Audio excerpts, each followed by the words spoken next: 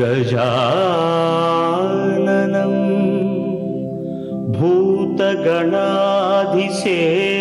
भूतगणाधिसेवितं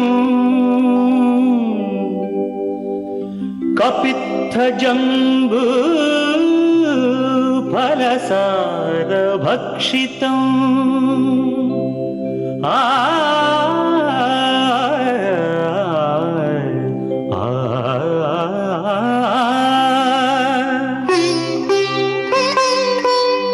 उमासुतं शोकविनाशकारणं नमामि विघ्नेश्वर पादपङ्कजम्।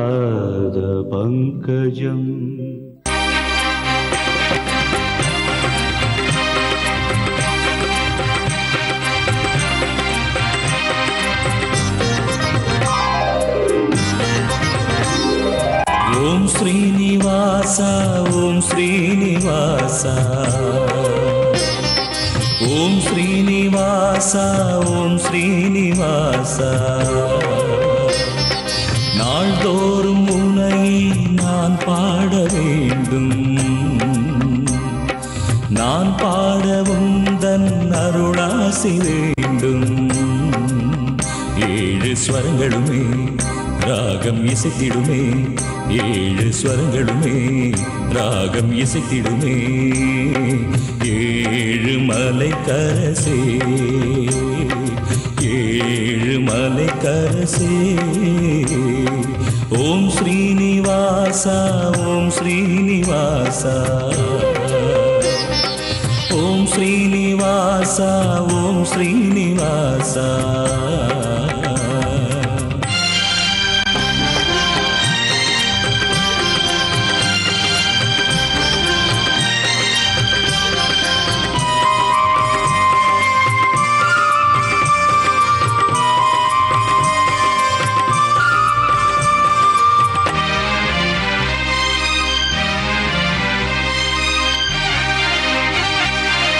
திருவேங்கடம் வருவேனே உந்தன் திருப்பாதமே பணிவேனே திருவேங்கடம் வருவேனே உந்தன் திருப்பாதமே பணிவேனே மலர்மேவிடும் அலர்மேல் மங்கை மணவாளனே ஜெகநாதனே மலர்மேவிடும் அலர்மேல் மங்கை மணவாளனே ஜெகநாதனே அழகான மலைவாசனே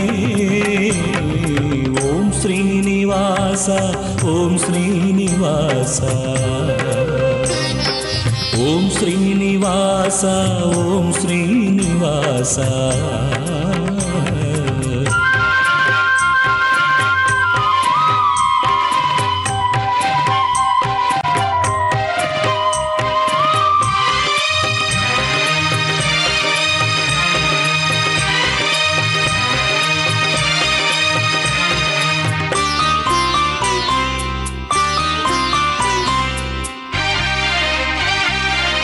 உனக்காகவே இசைத்தேனே என்றும் உன் பேரையே நினைத்தேனே உனக்காகவே இசைத்தேனே என்றும் உன் பேரையே நினைத்தேனே கருணாலயம் அருளாலயம் கமலாலயம் உனதாலயம் கருணாலயம் அருளாலயம் கமலாலயம் உனதாலயம் அருள்வாயே கோவிந்தா ஓம் ஸ்ரீனிவாசா ஓம் ஸ்ரீனிவாசா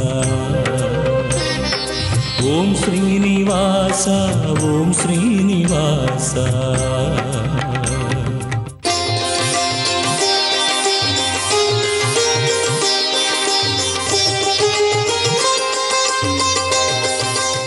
வணக்கம். புதன்கிழமை பிப்ரவரி மாதம் 27ஆம் தேதி நந்தன வருஷம் மாசி மாதம் 15ஆம் தேதி. இன்றைய நட்சத்திரம் உத்திரம், திதி தேய்பிறை, த்விதியை, யோகம் அமிர்த யோகம், காலை 9:14 வரை மகர ராசிக்கு சந்திராஷ்டமம். அதன் பிறகு கும்பராசிக்கு சந்திராஷ்டமம் ஆரம்பமாகிறது. இன்று கரிநாள். எப்பொழுதுமே மாசி மாதத்தில் 15ஆம் தேதியிலிருந்து 3 நாள் கரிநாள் வரும். எப்படி தை மாதத்தில் 1, 2, 3 கரிநாள் வருமோ அதை போல மாசி மாதத்திலே 15, 16, 17 கரிநாள். ஆகவே இன்றைக்கு புதன்கிழமை கரிநாள், நாளை தினம் வியாழக்கிழமையும் கரிநாள், அதன் மறுநாள் வெள்ளிக்கிழமையும் கரிநாள்.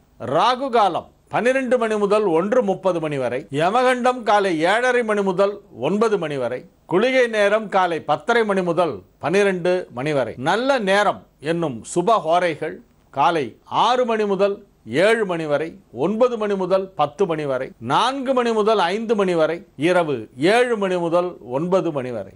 இன்றைய கிரக நிலவரம்: மேஷத்தில் கேது, ரிஷபத்தில் குரு, சிம்மத்தில் சந்திரன், துலாமில் சனி ராகு, கும்பத்தில் சூரியன் செவ்வாய் புதன் சுக்கிரன். காலை 9 மணி 14 நிமிடத்திற்கு சந்திரன் சிம்ம ராசியிலிருந்து கன்னி ராசிக்கு மாற்றமடைகிறது.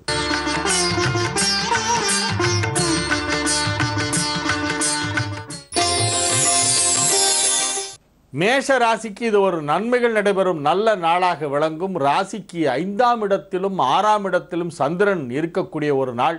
5ஆம் இடத்திலே காலை நேரத்தில் இருக்கும் சந்திரன் காலை 9:14க்கு நகர்ந்து 6ஆம் இடமாகிய கன்னி ராசிக்கு வந்து விடுகிறது. அங்கே குரு பார்வை பெறுகிறது. ஆகவே உங்களுக்கு நன்மைகள் சற்று அதிகமாக நடைபெறும் என்று சொல்லலாம். வழக்கத்தை காட்டிலும் அதிகமான வருமானம் வரக்கூடிய ஒரு நாளாக இந்த நாள் விளங்கும். வியாபாரத்திலே உள்ளவர்களுக்கு இது ஒரு மிகச்சிறந்த நன்மைகள் நடைபெறும் நல்ல நாளாக இருக்கும். தொழில் வளர்ச்சி வெகு சிறப்பாக இருக்கும். உத்தியோகத்திலே உள்ளவர்களுக்கு மேன்மை ஏற்படும். கலைத்துறை சார்ந்தவர்களுக்கு புதிய வாய்ப்புகள் கிடைக்கும். நன்மைகள் நடைபெறும் ஒரு நல்ல நாளாக இந்நாள் விளங்கும். ரிஷப ராசிக்கு இது ஒரு மிகச்சிறந்த நன்மைகள் நடைபெறும் நல்ல நாள். ராசிக்கு 5ஆம் இடத்திலே சந்திரன் இருக்கக்கூடிய ஒரு நாள். 4ஆம் இடத்தில் காலை நேரத்தில் இருக்கும் சந்திரன் காலையிலேயே 5ஆம் இடம் சென்று விடுகிறது. அங்கு குரு பார்வை பெறுகிறது. அதிக அளவிலான நன்மைகள் நடைபெறக்கூடிய ஒரு நல்ல நாளாக இந்த நாள் விளங்கும். குறிப்பாக பொருளாதார முன்னேற்றம் வெகு சிறப்பாக இருக்கும். வருமானம் அதிகமாக இருக்கும். வியாபாரத்திலே உள்ளவர்களுக்கு இது ஒரு நல்ல நாள். வழக்கத்தை காட்டிலும் அதிக வருமானம் கிடைக்கக்கூடிய ஒரு நாளாக இந்த நாள் விளங்கும். புதிய பொருட்களை வியாபாரம் செய்வீர்கள். தற்போது உள்ள வியாபாரத்தை விரிவுபடுத்துவீர்கள். கூடுதலாக ஏதேனும் ஒன்றை சேர்த்துக் கொள்வீர்கள். கூடுதலாக சில கிளைகள் திறக்கவும் இப்பொழுது வாய்ப்பு இருக்கிறது. அல்லது வியாபார ஸ்தலத்தை விரிவுபடுத்தவும் பெரிதாக்கவும் வாய்ப்பு இருக்கிறது. நன்மைகள் அதிக அளவிலே நடைபெறக்கூடிய ஒரு நல்ல நாளாக இந்த நாள் விளங்குகிறது. கலைத்துறை சார்ந்தவர்களுக்கு இது ஒரு மிகச்சிறந்த நன்மைகள் நடைபெறும் நல்ல நாளாக இருக்கும். மாணவ மாணவியர் கல்வியிலே முன்னேற்றம் அடைவார்கள். மிதுன ராசிக்கு இது ஒரு மிகச்சிறந்த நன்மைகள் நடைபெறும் நல்ல நாள். அதிகாலை நேரத்திலே 3ஆம் இடத்திலே இருக்கும் சந்திரன் காலை 9:14க்கு நகர்ந்து 4ஆம் இடமாகிய கன்னிக்கு செல்கிறது. ராசி அதிபதியின் மற்றொரு வீடான கன்னியிலே சந்திரன் சஞ்சரிக்கிறது. குரு பார்வையிலே இருக்கிறது. ஆகவே பொருளாதார முன்னேற்றம் சிறப்பாக இருக்கும். தன ஸ்தானாதிபதியாகிய சந்திரனுக்கு தனகாரகனின் பார்வை கிடைப்பதால் தன லாபம் ஏற்படக்கூடிய ஒரு மிகச்சிறந்த நாளாக இந்த நாள் விளங்கும். எடுத்த காரியம் அனைத்தையும் வெற்றிகரமாக செய்து முடிப்பீர்கள். உங்களது உள்ளத்திலே ஒரு உற்சாகம் பிறக்கும், வேகம் பிறக்கும். அது வெறும் வேகமாக இருக்காது, விவேகம் கலந்த வேகமாக இருக்கும். ஆகவே திறமையாக உங்களது பணிகளை எல்லாம் செய்து நற்பெயர் ஈட்டுவீர்கள். தொழில் வளர்ச்சி வெகு சிறப்பாக இருக்கக்கூடிய ஒரு நல்ல நாள். மாணவ மாணவியருக்கு கல்வி முன்னேற்றம் வெகு சிறப்பாக இருக்கும். ராசி அதிபதியாகிய புதன் 9ஆம் இடத்திலே அற்புதமான ஒரு கிரக சேர்க்கை பெற்று சூரியன் சுக்கிரன் புதனோடு கல்வியிலே மிகப்பெரியதொரு முன்னேற்றம் ஏற்படக்கூடிய வாய்ப்பு இருக்கிறது. அதிக நன்மைகள் நடைபெறும் நல்ல நாளாக இந்நாள் விளங்கும். கடக ராசிக்கு இது ஒரு மிகச்சிறந்த நன்மைகள் நடைபெறும் நல்ல நாள். மகிழ்ச்சியான நிகழ்ச்சிகள் நடைபெறும். மனதிலே உள்ள பாரம் இறங்கும். சுமைகளை இறக்கி வைத்துவிட்டு மகிழ்ச்சியாக இருப்பீர்கள். நீங்கள் கவலைப்பட்டு கொண்டிருந்த விஷயங்களெல்லாம் முடிவுக்கு வந்துவிடும். இனி கவலைப்பட தேவையில்லை என்னும் நிலை உருவாகும். எனக்கென்ன மனக்கவலை, என் தாய் உனக்கன்றோ என் கவலை என்று அம்பிகையிடம் பிரார்த்தனை செய்து கொள்ளுங்கள். அம்பாளுடைய அனுகிரகத்திலே உங்களுக்கு பல நன்மைகள் எல்லாம் நடைபெறும். இந்த நாள் உங்களுக்கு வெகு சிறப்பான நன்மைகள் நடைபெறும் நல்ல நாளாக விளங்குகிறது. ராசி அதிபதி சந்திரன் குரு பார்வையிலே வருகிறது. காலை 9:14 ராசிக்கு 3ஆம் இடம் சென்று அங்கே குருவால் பார்க்கப்படுகிறது. ஆகவே இது ஒரு மிகச்சிறந்த நன்மைகள் நடைபெறும் நல்ல நாள். சிம்ம ராசிக்கு இது ஒரு மிகச்சிறந்த நன்மைகள் நடைபெறும் நல்ல நாளாக விளங்குகிறது. அற்புதமான நன்மைகள் எல்லாம் நடைபெறும் எனலாம். பணிபுரியும் இடத்திலே சில மாற்றங்கள் நிகழும். ஒரு சிலருக்கு பதவி உயர்வு கிடைக்கலாம், ஒரு சிலருக்கு புதிய பொறுப்புகள் வழங்கப்படலாம், பணியிட மாற்றம் நிகழவும் வாய்ப்பு இருக்கிறது. ஏதேனும் காரணங்களால் முன்பு தற்காலிகமாக பணி நீக்கம் செய்யப்பட்டிருந்தால் இப்பொழுது மீண்டும் பணியமர்த்தப்படுவீர்கள். உங்களுக்கு இப்பொழுது உத்தியோகத்திலே உயர்வு ஏற்படும், தடைகள் விலகும், பெயர் புகழ் வெகு சிறப்பாக இருக்கும். நன்மைகள் நடைபெறக்கூடிய ஒரு நல்ல நாளாக இந்த நாள் விளங்குகிறது. குறிப்பாக தொழில் வளர்ச்சி அமோகமாக இருக்கும், கல்வி முன்னேற்றம் சிறப்பாக இருக்கும். கன்னி ராசிக்கு இது ஒரு நன்மைகள் நடைபெறும் நல்ல நாளாக விளங்கும். ராசிக்கு 12ஆம் இடத்திலே இருக்கும் சந்திரன் காலை 9:14 ராசிக்குள் வந்து விடுகிறது, குருவால் பார்க்கப்படுகிறது. லாபஸ்தானாதிபதி சந்திரன் ராசியிலே வந்து குருவால் பார்க்கப்படுவதால் லாபஸ்தானம் வலுப்பெற்று இருக்கிறது எனலாம். ஆகவே லாபங்கள் அதிகமாக இருக்கும். பொருளாதார ரீதியாக இருந்து வந்த இறுக்கமான சூழ்நிலை தளர்ந்து விடும். உங்களது கொடுக்கல் வாங்கல் எல்லாம் சற்று சுலபமாக இருக்கும். நன்மைகள் நடைபெறுகின்ற ஒரு நல்ல நாளாக இந்த நாள் விளங்கும். துலா ராசிக்கு இது ஒரு மிகச்சிறந்த நன்மைகள் நடைபெறும் நல்ல நாள். தொழில் ஸ்தானாதிபதி சந்திரன் 12ஆம் இடத்திற்கு வருகிறது, குருவால் பார்க்கப்படுகிறது. ஆகவே தொழில் வளர்ச்சி வெகு சிறப்பாக இருக்கும். ராசி அதிபதி இப்பொழுது பூர்வ புண்ணிய ஸ்தானமாகிய 5ஆம் இடத்திலே வலுவான நிலையிலே இருக்கிறது. ஆகவே ஆரோக்கியம் சிறந்து விளங்கும்.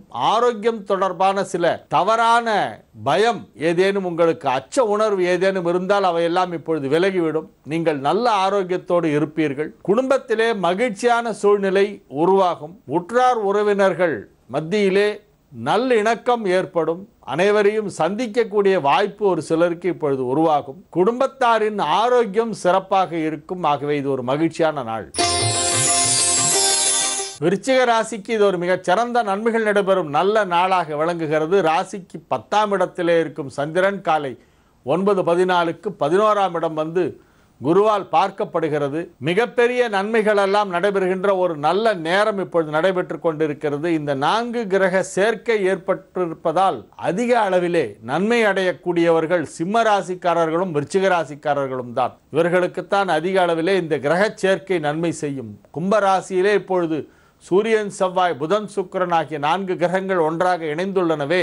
இந்த கிரக சேர்க்கை காரணமாக விருச்சிக ராசிக்காரர்களுக்கு மிகப்பெரிய நன்மைகள் எல்லாம் இப்பொழுது நடைபெறும். அற்புதமான ஒரு வளர்ச்சி ஏற்படுகின்ற ஒரு நல்ல நேரம். கல்வி பயிலும் மாணவர்களுக்கு கல்வியிலே வளர்ச்சி ஏற்படும், முன்னேற்றம் ஏற்படும். சுய தொழில் செய்கின்றவர்களுக்கு அதிலே மகத்தான லாபம் கிடைக்கும். அலுவலகங்களிலே பணிபுரிபவர்களுக்கு அங்கு பதவி உயர்வு, ஊதிய உயர்வு போன்றவை கிடைக்கும். குடும்பத்திலே உள்ள சர்ச்சைகள் தீரும், மகிழ்ச்சியான ஒரு சூழ்நிலை உருவாகும். தனுசு ராசிக்கு இது ஒரு மிகச்சிறந்த நன்மைகள் நடைபெறும் நல்ல நாள். ராசிக்கு 9ஆம் இடத்தில் இருக்கும் சந்திரன் 10ஆம் இடத்திற்கு காலை 9:14 வந்து விடுகிறது. அங்கு குருவால் பார்க்கப்படுகிறது. நன்மைகள் அதிக அளவிலே நடைபெறக்கூடிய ஒரு வாய்ப்பு இருக்கிறது. பண வரவு சற்று குறைவாக இருந்தாலும் நீங்கள் அதை திறமையாக சமாளித்துக் கொள்வீர்கள். சமாளிக்கின்ற திறமை உங்களிடம் இப்பொழுது அதிகமாக இருக்கும். பேச்சு சாதுரியம் மிகச் சிறப்பாக இருக்கும். ஆகவே நீங்கள் வாயுள்ள பிள்ளை பிழைக்கும் என்பது போல எந்த ஒரு சூழ்நிலையிலையும் பேசியே தப்பித்து விடுவீர்கள். அப்படி ஒரு திறமையாக நடந்து கொள்கின்ற ஒரு நாளாக இந்த நாள் இருக்கும். நன்மைகள் அதிக அளவிலே நடைபெறும். ஆரோக்கியம் சிறந்து விளங்கும். மகர ராசிக்கு காலை 9:14 வரையிலே சந்திராஷ்டமம் இருக்கிறது. மிக முக்கியமான பணிகள் ஏதேனும் இருந்தால் அதை காலை 9:15 மேல் அதை செய்தால் நன்மைகள் நடைபெறும். அதன் பிறகு உள்ள கிரக நிலவரம் சற்று சிறப்பாக நன்மை செய்யும் விதத்திலே உங்களுக்கு சாதகமாக அமைந்திருக்கிறது. ஆகவே எந்த ஒரு முக்கிய செயலையும் அதிகாலை நேரத்தில் வைத்துக் கொள்ளாமல் 9:15 மேலாக வைத்துக் கொண்டால் அது நன்மை அளிக்கக்கூடியதாக இருக்கும். 2ஆம் இடமாகிய தனஸ்தானத்திலே புதன் சுக்கிரன் சூரியன் செவ்வாய் சேர்க்கை ஏற்பட்டிருப்பதால் உங்களுக்கு சில நன்மைகள் நடைபெறும். பெரும்பாலான கிரகங்கள் இப்பொழுது ஓரளவு சாதகமான நிலையிலே உங்களுக்கு இருந்து கொண்டிருக்கின்றன. 5ஆம் இடத்திலே இருக்கும் குரு வக்கர நிவர்த்தி பெற்றுவிட்டது. ராசி அதிபதி சனி வக்கரம் பெற்றிருக்கிறது. சனி வக்கரம் பெற்றது இந்த 16ஆம் தேதி. ஆக கடந்த ஒரு வார காலமாக 10 நாட்களாக சனி வக்ரகதியிலே சென்று கொண்டிருக்கிறது. ராசி அதிபதிக்கு வக்ரம் ஏற்பட்டதால் உங்களுக்கு தீமை எதுவும் நிகழாது, நன்மைகள் தான் நடக்கும். ஆகவே இந்த நாள் ஒரு நல்ல நாள், நன்மைகள் நடைபெறுகின்ற ஒரு மிகச்சிறந்த நாள். காலை 9:15 வரையில் தான் சந்திராஷ்டமம். அதன் பிறகு நீங்கள் அனைத்து பணிகளையும் வெற்றிகரமாக செய்வீர்கள். கும்பராசிக்கு இது ஒரு சந்திராஷ்டம நாள். காலை 9:15க்கு சந்திராஷ்டமம் ஆரம்பம். மிக துல்லியமாக சொன்னால் சென்னை சூரியோதய கணக்குப்படி 9:14க்கு சந்திரன் நகர்கிறது. உத்திரம் 1ஆம் பாதத்திலிருந்து 2ஆம் பாதம் செல்கிறது. எனவே நீங்கள் முக்கியமான பணிகள் ஏதேனும் இருந்தால் அதை அதிகாலை நேரத்தில் செய்ய முடிந்தால் செய்யலாம். காலை 9 மணிக்கு முன்பாக யாரையாவது சந்திப்பது, பேசுவது, பேச்சுவார்த்தை நடத்துவது போன்றவற்றை செய்யலாம். அல்லது அதன் பிறகு சந்திராஷ்டமம் வந்து விடுகிறது. ஆகவே இந்த நாளிலே நீங்கள் முக்கிய பணிகளை தவிர்க்க வேண்டும். உங்களது வழக்கமான கடமைகள், அன்றாடம் செய்ய வேண்டிய கடமைகளை மட்டும் செய்து வாருங்கள். அதிகமாக பேச வேண்டாம். பண விஷயத்திலே மிகவும் எச்சரிக்கையாக இருக்க வேண்டும். இந்த நாளிலே தேவையற்ற செலவுகள், தேவையற்ற சிக்கல்கள், இது போன்ற விஷயங்களிலெல்லாம் மாட்டிக்கொள்ளாமல் இருக்க வேண்டும். ஆகவே இறை வழிபாட்டிலே அதிக கவனம் செலுத்துங்கள். விநாயகர் வழிபாடு செய்வது மிகவும் அவசியம். இந்நாளிலே வருகிற வெள்ளிக்கிழமை சங்கடஹர சதுர்த்தி, அதாவது மார்ச் 1. அந்த சங்கடஹர சதுர்த்தியின் சிறப்பு என்னவென்றால், ஆவணி மாதத்து சதுர்த்தி அனைவருக்கும் தெரியும், விநாயக சதுர்த்தி. அப்பொழுது வருகின்ற சங்கடஹர சதுர்த்திக்கு மகா சங்கடஹர சதுர்த்தி என்று பெயர். அதே போல மாசி மாதத்திலே வரும் சங்கடஹர சதுர்த்தி ரொம்ப விசேஷமானது. விநாயக சதுர்த்திக்கு 6 மாதம் முன்பாக வருகின்ற மாசி மாதத்து சங்கடஹர சதுர்த்தி, வளர்பிறை சதுர்த்தி ஆகிய இரண்டுமே மிகவும் முக்கியமானவை. இந்த மாசி மாதத்து சங்கடஹர சதுர்த்தி வெள்ளிக்கிழமை என்று வருகிறது. அந்த நாளிலே நீங்கள் விநாயகர் வழிபாடு செய்ய வேண்டும். எல்லா தலங்களிலும், எல்லா விநாயகர் கோவில்களிலும், எல்லா சிவன் கோவில்களிலும் எங்கெல்லாம் பிள்ளையார் சன்னதி இருக்கோ அங்கெல்லாம் சதுர்த்திக்கு சிறப்பு வழிபாடு செய்வார்கள். அதில் உங்களுக்கு எது பக்கமோ, எங்கே சௌரியமோ அங்கே போய் விநாயகரை வணங்கலாம். உங்கள் வீட்டுக்கு அருகிலே இருக்கிற விநாயகர் கோவிலிலே கூட வணங்கலாம்.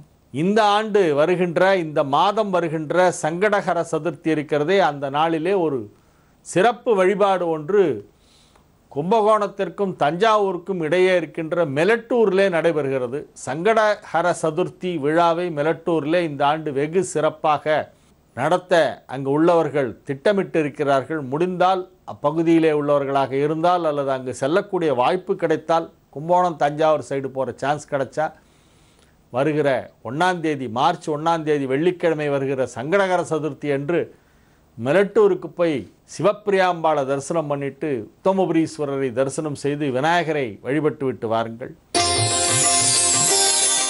மீனராசிக்கு இது ஒரு நன்மைகள் நடைபெறும் நல்ல நாளாக விளங்கும். 6ஆம் இடத்தில் இருக்கும் சந்திரன் காலை 9:14க்கு 7ஆம் இடமாகிய கன்னிக்கு வருகிறது.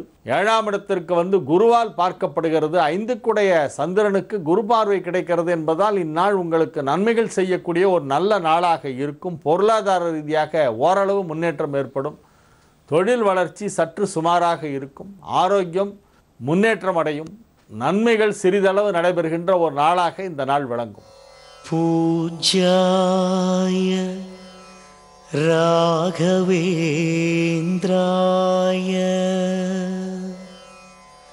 சத்யதர்மரதாய ச பஜதாம் கல்பவ்ருக்ஷாய நமதாம்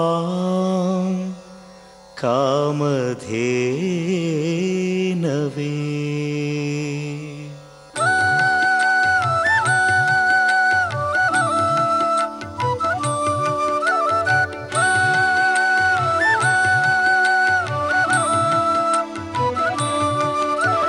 மகிழ்ச்சி ஊட்டும் மந்திராலயம், மனங்கள் பூஜிக்கும் பிருந்தாவனம், மூர்த்தி கீர்த்தி தீர்த்தம் என்றே மூன்றிலும் சிறந்தது மந்திராலயம். மகிழ்ச்சி ஊட்டும் மந்திராலயம், மனங்கள் பூஜிக்கும் பிருந்தாவனம், மூன்றிலும் சிறந்தது மந்திராலயம். நாளும் பேரருள் புரிபவரே, ஞானம் போற்றிட அருள்பவரே, தாகம் தீர்த்து தனிப்பவரே, யோகம் யாவும் அருள்பவரே. பேரருள் கூறிடும் பிருந்தாவனம், ஸ்ரீராகவேந்திரரின் மந்திராலயம், கோடி நன்மை தரும் குரு பார்வை, உலகம் முழுதும் உன் அருள் பார்வை. பிருந்தாவனம் வந்தாலே பேரும் புகழும் அருள்வாயே, தினமும் நாமம் ஜெபித்தோமே, அறிவும் பொருளும் தருவாயே. மகிழ்ச்சி ஊட்டும் மந்திராலயம், மனங்கள் பூஜிக்கும் பிருந்தாவனம், மூர்த்தி கீர்த்தி தீர்த்தம் என்றே பூமியிலும் சிறந்தது மந்திராலயம்.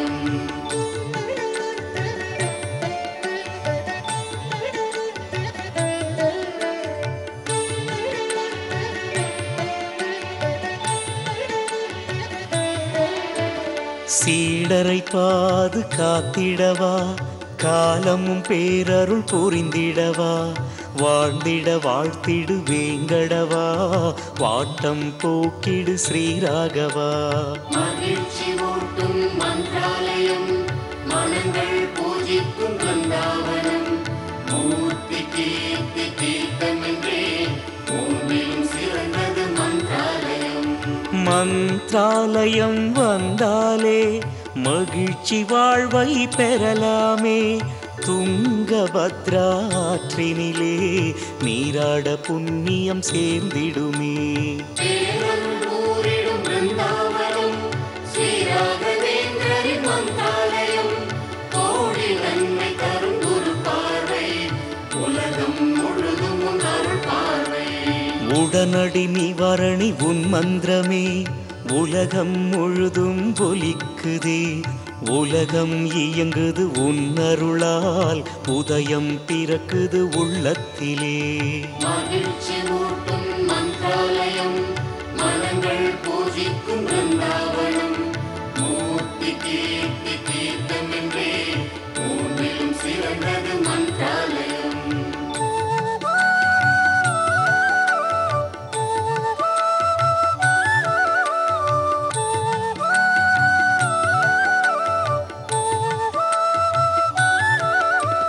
வேதனை போக்கி வாழ்வழிப்பாய், சாதனை ஏணியில் ஏற்றிடுவாய், சோதனையாவும் அகற்றிடுவாய், போதனை ஊட்டி தேற்றிடுவாய். மகிழ்ச்சி ஊட்டும் மந்திராலயம், மனங்கள் பூஜிக்கும் பிருந்தாவனம், மூர்த்தி கீர்த்தி தீர்த்தம் என்றே பூமியிலும் சிறந்தது மந்திராலயம். நாடும் வீடும் நலம் பெறவே, தேடும் யாவும் கிடைத்திடவே, பாடும் பாட்டால் வரம் பெறவே, வீடும் பேரும் அருளிடவே. பேரருள் கூறிடும் பிருந்தாவனம், ஸ்ரீராகவேந்திரரின் மந்திராலயம், கோடி நன்மை தரும் குரு பார்வை, உலகம் முழுதும் உன் அருள் பார்வை. வேண்டி வேண்டி யாசிக்கிறோம், மீண்டும் மீண்டும் வேண்டுகிறோம், தீண்ட வேண்டி பூஜிக்கின்றோம், ஆண்டு ஆண்டாய் காத்திருக்கோம். மகிழ்ச்சி ஊட்டும் மந்திராலயம், மனங்கள் பூஜிக்கும் பிருந்தாவனம், மூர்த்தி கீர்த்தி தீர்த்தம் என்றே பூமியிலும் சிறந்தது மந்திராலயம்.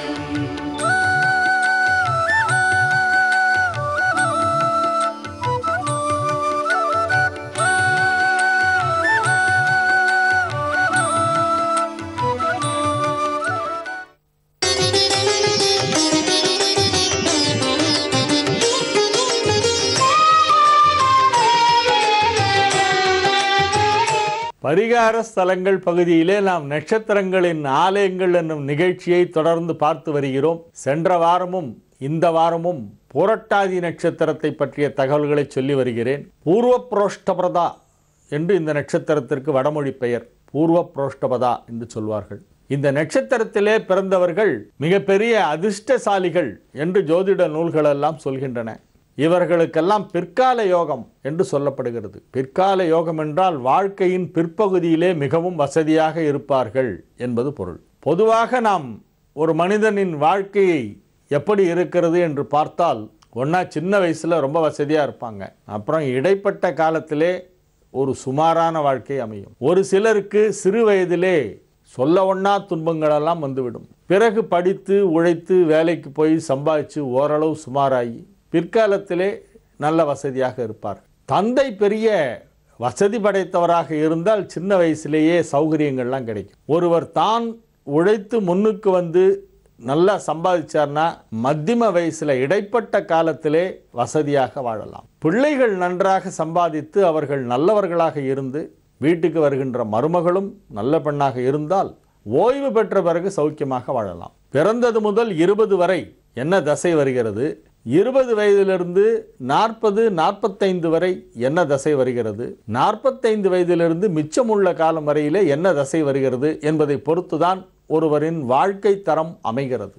சில பேர் சின்ன வயசுல ரொம்ப நல்லா படிப்பாங்க, எல்லாத்துலேயும் ஸ்கூல் ஃபர்ஸ்ட், எல்லா சப்ஜெக்ட்லையும் ஃபர்ஸ்ட் மார்க் வாங்குவாங்க. ஸ்கூல் டே போது பார்த்தா வரிசையாக எல்லா ப்ரைஸும் அவங்களே வாங்கிட்டு போவாங்க. அப்புறம் வேலைக்குன்னு போகும்போது பார்த்தா ரொம்ப சுமாரான ஒரு ஜாப் தான் கிடைக்கும். ஒரு மிடில் கிளாஸ் லைஃப் இப்படியே போடிட்டு இருக்கும். அந்த ஆரம்ப காலத்தில் இவருடைய படிப்பு அறிவையும் ஆற்றலையும் பார்த்தால் ஏதோ வருங்காலத்தில் ரொம்ப பெரிய ஆளாக ஆக போகிறான் அப்படின்னு நினைப்பாங்க. கடைசியில் ஜாபுக்கு வர நேரத்தில் பார்த்தாக்க ரொம்ப சாதாரண ஒரு வேலையிலே அமர்ந்து கொண்டு சாதாரணமாக ஏதோ கைக்கும் வாய்க்கும் சரியாக போயிட்டு இருக்குன்ற மாதிரியான ஒரு நிலைமையிலேயே வாழ்க்கை ஓடிவிடும். அதற்கு காரணம் இடைப்பட்ட வயதிலே வருகின்ற தசாபுக்திகள். சில பேர் படிக்கும்போது ரொம்ப டல்லாக இருப்பாங்க, லாஸ்ட் பெஞ்சில் உட்காந்து அரட்டை அடிக்கிற ஸ்டூடெண்ட்டாக இருப்பாங்க. பலமுறை வான் பண்ணி டிசி கொடுக்க போகிறேன்னு சொல்லி மிரட்டியெல்லாம் அனுப்பியிருப்பாங்க. கடைசியில் அவர் கரியரை ஸ்டார்ட் பண்ணும்போது பார்த்தா கிடுகிடுன்னு முன்னுக்கு வந்துடுவார். மிகப்பெரிய நிலைக்கு அவ்வாறு உயர்ந்தவர்களை நான் பார்த்திருக்கேன். ஆகவே படிக்கும்போது நன்றாக படிக்கிறார், நல்ல மதிப்பெண் வாங்குகிறார், நல்ல மார்க்ஸ் வாங்கி நல்ல ஸ்டூடெண்டா இருக்காருன்னா அதுக்காக கண்டிப்பா அவர் வாழ்க்கையும் நன்றாகவே இருக்கும் என்று சொல்லிவிட முடியாது. அந்த நேரத்தில் நல்ல தசை வந்ததுன்னா படிப்பு நல்லா வரும். உத்தியோகத்துக்கு போற நேரத்தில் நல்ல தசை வந்தா நல்ல ஜாப் கிடைக்கும். அதே போல இந்த பூரட்டாதி நட்சத்திரக்காரர்கள் எப்பொழுதுமே கொஞ்சம் லேட்டா தான் செட்டில் ஆவாங்களாம். பிற்கால யோக ஜாதகம் என்று இவர்களை பற்றி சொல்லப்படுகிறது. ஏனென்றால் இவர்களுக்கு புத தசை ஆரம்பிக்கும் பொழுது 25-27 வயது ஆகிவிடும். சில பேருக்கு 30 வயசு கூட ஆயிடும். ஜனன காலத்தில் எவ்வளவு வருடம் குருதசை இருக்கிறது என்பதை பொறுத்துதான் இவர்களுக்கு புததசை எப்பொழுது ஆரம்பம் என்பதை கணக்கிட்டு சொல்ல முடியும். ஆகவே புததசை ஆரம்பிக்கும் பொழுது இவர்களுக்கு வசதி வாய்ப்புகள் அனைத்தும் கிடைக்கும்.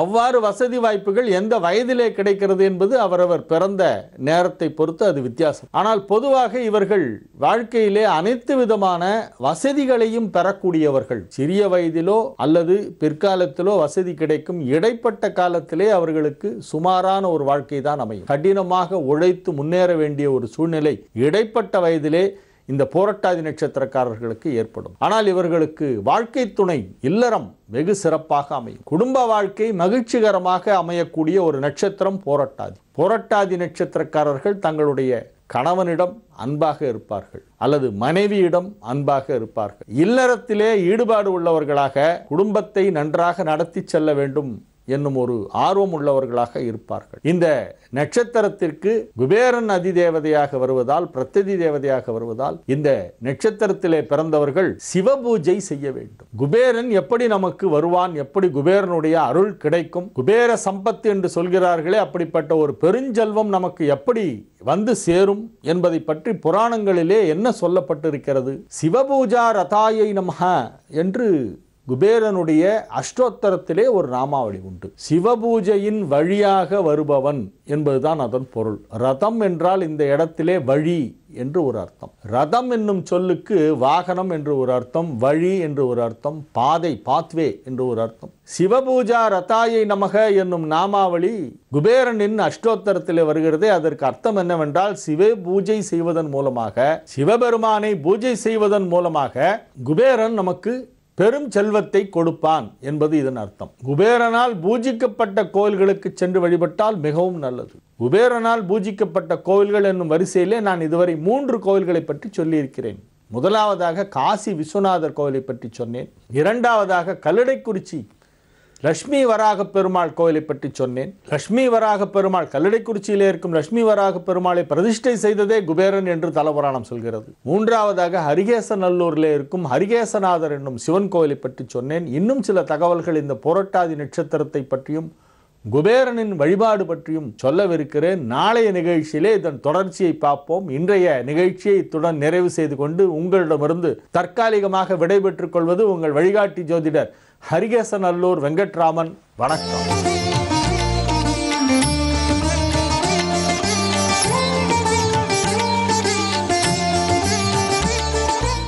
யோகப்பட்டேன பத்தாங்கம் திரிநேத்திரம் சாந்த விக்கிரகம் தியாயே சமஸ்த தோஷக்னம் வாதாத்மஜ மகல்மஷம் அஸ்மத் குருபியோ நமக விகனச மகா குருவே நமக அனுமன் சுவாமிகள் ஆசைகளுடன்.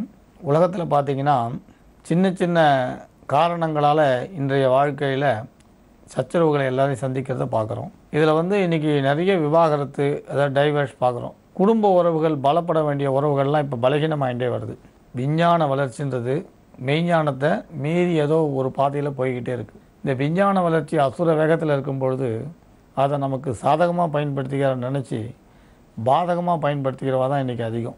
நமக்கு விஞ்ஞான வளர்ச்சியை சாதகமாக பயன்படுத்திக்கிறத நினச்சி பாதகமாக பயன்படுத்திக்கிறோம். இப்போ செல்ஃபோன் நிறைய வந்துடுது, செல்ஃபோன் டவர் நிறைய வந்துடுது. குருவி இல்லை, காக்கா இல்லைன்றான், குருவிகள்லாம் அழிஞ்சு போச்சு செல்ஃபோன் டவராலன்றான். இப்படி பார்த்திங்கன்னா விஞ்ஞான வளர்ச்சி என்பது நம்ம வளர்ச்சிக்கு பயன்படாமல் வாழ்க்கையில் பிரச்சனைக்கு காரணமாகுது. இதே தான் அந்த கணவன் மனைவி உறவுகளும் பார்த்திங்கன்னா இப்போ இன்றைய காலகட்டத்தில் சின்ன சின்ன கருத்து வேறுபாடுகள் கூட பிரியணுன்ற மனோபாவத்தை உண்டு பண்ணுறது. இதே ஒரு 50 வருஷத்துக்கு முன்னால் நீங்கள் இந்த விவாகரத்துன்ற வார்த்தையை கேட்டால் எல்லாம் நெருப்பில் கையை வச்சா மாதிரி பயந்து போயிடுவான். ஆனால் இன்றைக்கி சர்வசாதாரணமாக பார்க்குறோம், சண்டை, சச்சரவு, மன வருத்தம், பிரச்சனை. ஆனால் ஒரு விஷயத்தில் பார்த்திங்கன்னா ஆண்களும் பெண்களுக்கு நிகராக வேலைக்கு போகிறா, உழைக்கிறா, பாடுபட்டுகிட்டே இருக்கா. ஆனால் நிம்மதி மட்டும் ஏன் இல்லை? இது ஒரு பெரிய கேள்வியாக இருக்குது. கணவன் மனைவி 2 பேரும் வேலைக்கு போய் கூட நிம்மதி இல்லாத ஒரு சூழ்நிலையை எல்லோரும் அனுபவிக்கிறத பார்க்குறோம். அந்த நிம்மதி இல்லாத ஒரு சூழ்நிலை, டிப்ரெஷன், அது 2 பேரையும் பிரித்து விடுது. அது மாதிரி கணவன் மனைவிகள் 2 பேரும் பிரிந்து இருந்தாலும், கருத்து வேறுபாடோடு இருந்தாலும் இப்போ சொல்ல போகிற மந்திரம் பலன் தரும். இப்போ கணவனை விட்டு மனைவி பிரிஞ்சு போயிருந்தால் ஆண் என்ன பண்ணணும்னா, இந்த மந்திரத்தை 30 நாள் ஜபித்த பிறகு சந்தனத்தை அரைச்சி அந்த சந்தனத்தில் இந்த மந்திரத்தை ஜபித்து திலகமாக இட்டுட்டா மனைவி வீடு தேடி ஒத்துமையாக இருக்க வாய்ப்பு வரும். இதே கணவன் பிரிஞ்சு போயிருந்தால் மனைவியாகப்பட்டவள், உங்களுக்கு குண்டு மஞ்சள் தெரியும், மஞ்சளில் விரலி மஞ்சள் இருக்கும், குண்டு மஞ்சள் 2 இருக்குது. இந்த விரலி மஞ்சள் தான் உங்களுக்கு ஜலதோஷத்துக்கு கூட புகை பிடிப்பா, அதை கொளுத்தி புகை பிடிக்கிறது. இந்த குண்டு மஞ்சள்ன்றது சுபகாரியங்களுக்கெல்லாம் பயன்படுத்துவாள், மருத்துவ குணம் உள்ளது. இந்த குண்டு மஞ்சள்ன்றது சுபகாரியங்களில் பெரும்பாலும் இந்த பார்க்கலாம். வீட்டுக்கு வரக்கூடிய வாழ்க்கை மங்களகரமான பொருள் வச்சு கொடுக்கும்போது இந்த குண்டு மஞ்சள் கட்டாயம் பார்க்கலாம். அந்த மஞ்சளை, குண்டு மஞ்சள் எடுத்து ஒரு கல்லில் இழைச்சி அவள் குளிக்கும்பொழுது பூசி குளித்தா பிரிஞ்சு போன கணவன் தேடி வருவான். உங்களை விட்டு விலகி போனவன் தேடி வர, நாடி வர வாய்ப்பு உண்டு. ஆண்களாக இருந்தால் சந்தனத்தில் பிரயோகம் பண்ணலாம், குளிச்சுட்டு சந்தனத்தில் அரைச்சி நெத்தியில் இட்டுக்கிறது. பெண்களாக இருந்தால் மஞ்சளை ஜபித்து உடம்புல பூசி குளிக்கிறது. இது இந்த பிரயோகத்தில் இதாக வித்தியாசம். ஆனால் ஆண் பெண் 2 பேருமே 30 நாள் இந்த மந்திரத்தை தொடர்ந்து ஜபிக்கலாம். செவ்வாய் வெள்ளி ஆரம்பிக்கலாம். விசேஷமான நைவேத்தியம்னா புளியோதரை அல்லது எலுமிச்சப்பழ சாதம் விசேஷம் சொல்லலாம். அதேமாதிரி சச்சரவுகள், விவாகரத்து வரும்போது எலுமிச்சப்பழத்தில் ஜபித்து கோர்ட்டுக்கு எடுத்துகிட்டு போகலாம். எலுமிச்சப்பழத்தில் ஜபம் செய்து கோர்ட்டுக்கு எடுத்துகிட்டு போனால் அவள் கணவன் மனைவி மறுபடியும் பிரியாமல் ஒன்றா சேர்கிறதுக்கு வாய்ப்பு வரும். பிரிய வேண்டிய நிலையில் இருந்தால் ஒன்றா சேருவாள். அதனால் பிரிவுகள் விலக, சோதனைகள் விலக, பிரச்சனைகள் சுமூகமாக தீர இதை நல்ல விதத்தில் பிரயோகம் பண்ணலாம். தவறான நோக்கத்தோடு பண்ணால் விபரீதமான பலன் வரும். நல்ல நோக்கத்தோடு பிரயோகம் பண்ணலாம். தம்பதிகள் ஒன்றா சேர்ந்து மனமொத்து வாழ வாய்ப்பு வரும். நீங்கள் கல்யாணம் சொன்னாலே 1000 காலத்து பயிர்னுவான். ஏன் அப்படி சொன்னால்? அப்படின்னு சொன்னால் இது நீண்டு நெடித்து ஆலமரம் மாதிரி தழைத்தோங்கணும்னு சொன்னான். அதுக்காக தான் அது. அதனால் இந்த மந்திரத்தை நல்ல விதத்தில் பயன்படுத்துங்க, பலன் உண்டு. இப்போ தொலைக்காட்சியில் தெரியறது எழுதிக்கோங்க. ஓம் க்ளீம் ஸ்ரீம், ஓம் க்ளீம் ஸ்ரீம் ஐம் நமோ பகவதி. ஓம் க்ளீம் ஸ்ரீம் ஐம் நமோ பகவதி. பைரவி பைரவி சர்வசித்தி பிரதாயினி. ஓம் க்ளீம் ஸ்ரீம் ஐம் நமோ பகவதி. பைரவி சர்வசித்தி பிரதாயினி. ஸ்ப்ரைம் ஓம் குரு குரு ஸ்வாஹா. ஸ்ப்ரைம் ஓம் குரு குரு ஸ்வாஹா. இந்த மந்திரத்தை தொடர்ந்து ஜெபம் பண்ணுங்கள். நிச்சயம் நல்ல பலன் எதிர்பார்க்கலாம். நாளைக்கு இன்னும் ஒரு அபூர்வமான மந்திரத்தை பற்றி பேசலாம். ஜோதிட சிம்மம், திருவல்லிக்கேணி, சுவாமி கண்ணன் பட்டாச்சாரியா. மங்களாணி பவன்.